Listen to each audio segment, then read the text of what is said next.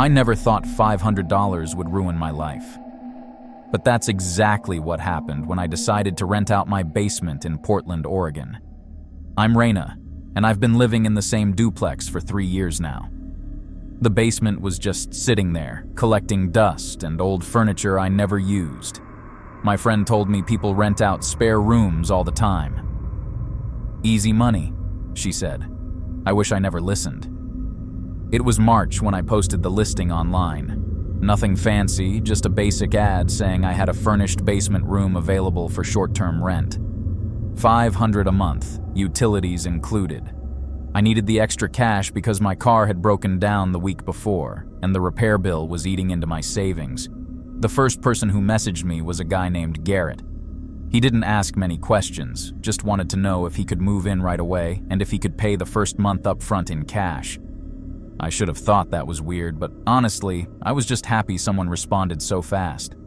We met at a coffee shop near my place. He was probably in his 30s, average height, always wore this gray jacket. He barely made eye contact during our meeting, kept looking at his phone. When I showed him the basement, he just nodded and said it would work fine. He handed me $500 in 20s right there.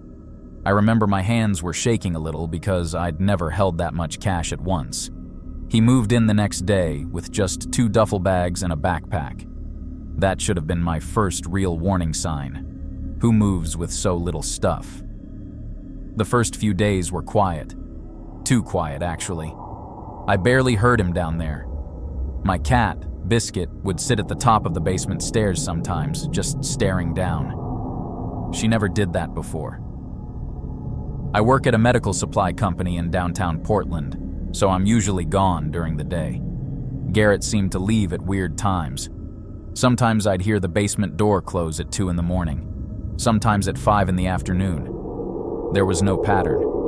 About a week after he moved in, I went down to the basement to grab some old photo albums from storage. That's when I noticed the fridge. I'd left an old mini fridge down there that barely worked, but now it was humming loudly and completely packed. I opened it without thinking. Inside were maybe 20 takeout containers stacked on top of each other, and underneath them, cold packs, the blue gel kind you use for injuries. There must have been at least 15 of them. Why would someone need that many cold packs? I didn't ask him about it. Part of me didn't want to know. The next weird thing happened on a Thursday. I came home from work around 6 and saw 3 cell phones plugged into the charger on the basement stairs. Not just any phones.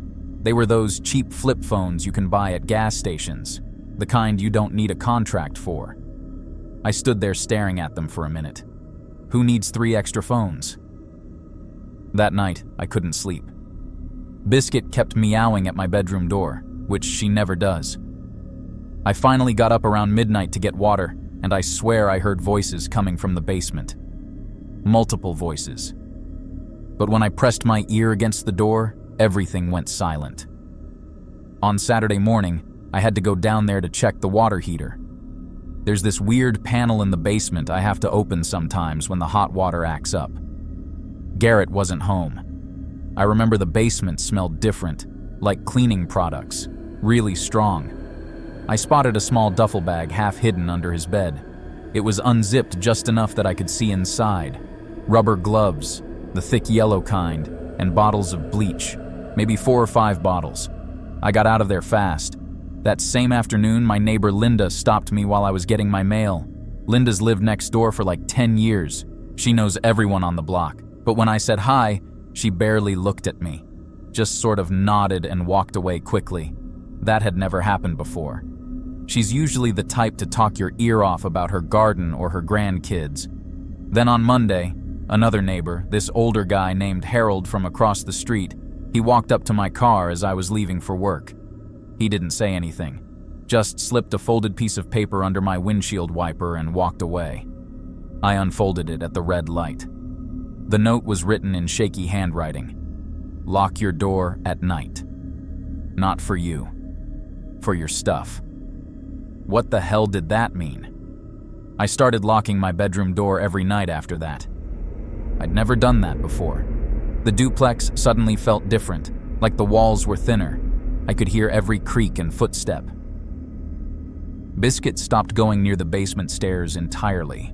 She'd hiss if I even walked toward that door. Wednesday morning, I woke up and went to make coffee. When I walked past the basement door, I noticed something new. A padlock. A big silver one hanging from the outside. I definitely didn't put that there. I waited until I heard Garrett moving around down there and knocked on the door. When he came up, I pointed at the lock. "What's this about?" I asked. He barely blinked. "The landlord put it there. There was a pipe leak last week. He said he needed to secure the area. That made no sense." I am the landlord. Well, technically my aunt owns the building, but I handle everything. Nobody had been there to fix any pipes, but Garrett said it so calmly, so matter-of-fact, that I just stood there like an idiot and nodded. I should have kicked him out right then. I didn't. 2 days later, someone knocked on my door around 4 in the afternoon. I wasn't expecting anyone. It was a delivery driver holding a small box. He looked confused. "I'm here for a return pickup? Package for the basement unit?" I told him nobody ordered anything. He showed me his tablet. The address was definitely my house, but it said basement unit specifically. He asked if I could just give him whatever package needed returning. I said I'd check and took the box from him just to make him leave. The box wasn't sealed properly. The tape was loose on one side. I know I shouldn't have, but I looked inside. There were these tags. Official-looking tags with numbers and barcodes. They said evidence in red letters across the top. My hands started shaking so bad I almost dropped the box. I closed it up and shoved it back at the driver when he came back. Told him I didn't know anything about it. That night, my aunt called me. That was unusual because she almost never calls, unless it's to remind me about rent. But this time she said she'd heard I rented the basement out. I asked her who told her that. She didn't answer directly, just said that I should stay out of the renter's business and that the money's good and that I shouldn't mess up a good arrangement. I didn't understand what she meant. I'm the one who rented it out. Why was she acting like someone else set it up? When I tried to ask her more questions, she just said she had to go and hung up. I barely slept that week. Every sound made me jump. I started coming home later, staying at the gym longer, anything to avoid being in that house. But I still saw things. Like Tuesday night when I got home around 11, I saw Garrett carrying another duffel bag to his car, a different one. This one looked heavy. He put it in his trunk and drove off. Didn't come back until morning. Friday night, everything changed. I came home from work around 10. I'd stayed late to finish some paperwork. The house was completely dark. Garrett's car wasn't in the driveway. I went inside, turned on the lights, fed Biscuit, and tried to act normal. But something felt wrong. The basement door was open, just slightly. I should have called the cops. I should have left. Instead, I walked down those stairs. The light was off, but I could see from the streetlight coming through the small window. The room was empty, completely empty. All of Garrett's stuff was gone. The duffel bags, the backpack, even the takeout containers from the fridge. But there was something on the old table in the corner, a piece of paper. I turned on my phone flashlight and read it.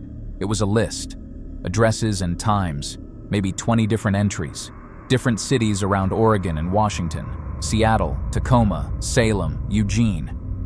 Next to each address was a date and time and a name I didn't recognize, and at the bottom of the list, circled in red ink, was my workplace address, the medical supply company, with yesterday's date next to it, and the words, "Pickup complete." I felt sick. My workplace. Someone had used my basement for something, and whatever it was, it involved the place where I work every single day. I grabbed that paper and ran upstairs, locked every door, locked every window, sat in my bedroom with Biscuit and didn't move until the sun came up. That was 4 months ago. I never saw Garrett again. The police took the paper, asked me a bunch of questions, but nothing ever came of it. They said without more evidence, there wasn't much they could investigate. My aunt stopped talking to me completely after I filed the report. I don't rent the basement anymore. I don't even go down there. But sometimes, late at night, I still hear footsteps on those stairs, even though nobody's there. And my neighbors still won't look me in the eye. Whatever Garrett was doing in my basement, I think other people knew about it. And I think I was the only one who wasn't supposed to figure it out. I don't feel safe in my own house anymore. That's what $500 cost me.